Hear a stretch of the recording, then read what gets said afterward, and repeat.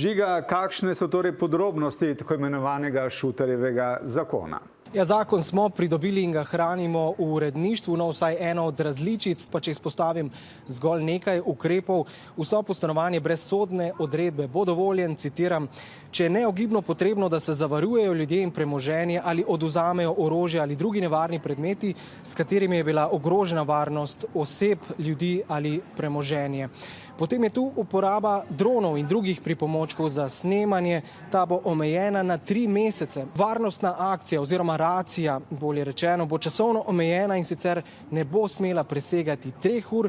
Uredili naj bi postopek odvzema otroka v primeru mladoletne zanositve mladoletnic. Gre za ukrep, ki sicer že obstaja, vendar naj bi s spremembami zagotovili, da se o primerih mladoletne nosečnosti takoj sproži postopek presoje odvzema otroka oziroma katerega od ukrepov za varstvo otroka. Napovedana je bila sicer ukinitev otroškega dodatka za tovrstne primere, ker naj bi te socialne prejemke zlorabljali skrbniki mladoletnic. A ta ukrep bo zdaj nekoliko drugačen. Z otroškimi dodatki naj bi po novem razpolagali centri za socialno delo, ki naj bi skrbeli za to, da je denar res porabljen zgolj za dobrobit otrok.